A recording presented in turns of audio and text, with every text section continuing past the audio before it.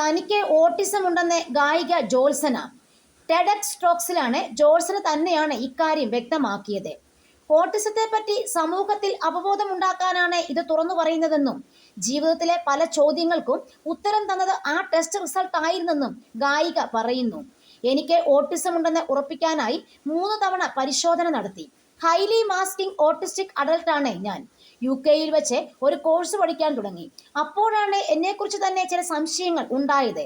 തുടർന്ന് മാനസിക രോഗ വിദഗ്ധനെ കണ്ടു.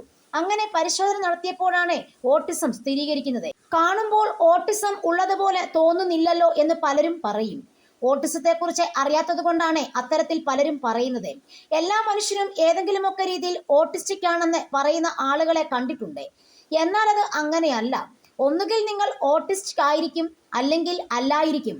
ഓട്ടിസം ബുദ്ധിവികാസവുമായി ബന്ധപ്പെട്ട മാനസിക വ്യതിയാനങ്ങളാണ്. അത് വ്യത്യസ്തമായ രീതിയിൽ ലോകത്തെ കാണുകയും അറിയുകയും ചെയ്യുക എന്നതാണ്.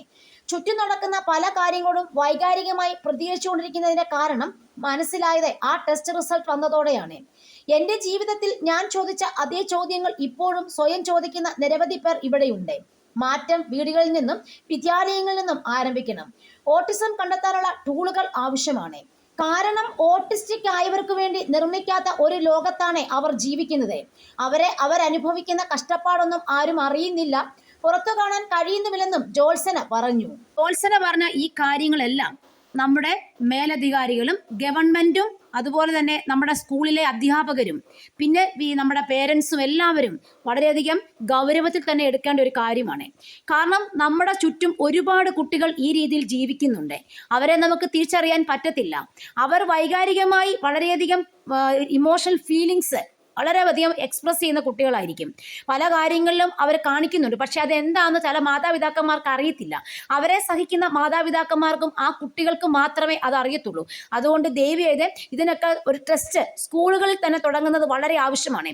കുട്ടികൾക്ക് പലവിധ മാനസികപരമായ പല വെല്ലുവിളികൾ കുട്ടികൾ നേരിടുമ്പോൾ അതിനെ അതിജീവിക്കാനുള്ള കഴിവും അതിനു വേണ്ട ശുശ്രൂഷയും ചികിത്സയും പരിപാലനവും ഒക്കെ നമ്മുടെ സ്കൂളുകളിൽ കൊടുക്കുക. ഒരു പുസ്തകം മാത്രം പഠിച്ചു പോകുന്ന വിദ്യാഭ്യാസ സമ്പ്രദായം മാറ്റിവെച്ചിട്ട് കുട്ടികളെ എങ്ങനെ നമുക്ക് കാര്യങ്ങൾ ഫേസ് ചെയ്യാൻ തയ്യാറാക്കാം, അവർക്ക് എന്തെങ്കിലും മാനസിക പ്രശ്നങ്ങളുണ്ടോ, അവരനുഭവിക്കുന്ന വേറെന്തെങ്കിലും അസുഖങ്ങളുണ്ടോ, അത് ചെറുപ്രായത്തിൽ തന്നെ നമ്മുടെ കുട്ടികളിൽ കണ്ടുപിടിക്കുകയാണെങ്കിൽ തീർച്ചയായിട്ടും നമ്മുടെ കുട്ടികൾക്ക് ഭാവിയിൽ വളർന്നു വരുമ്പോൾ അവർ എല്ലാ പ്രതിസന്ധികളെയും അതിജീവിക്കാനുള്ള കഴിവും അതുപോലെ അവർ യാതൊരു തരത്തിലുള്ള മദ്യവും മയക്കുമരുന്നിനും ഒന്നിനും അടിമപ്പെടാതെ അവർക്ക് ജീവിക്കാൻ അവർക്ക് സാധിക്കുകയും ചെയ്യും.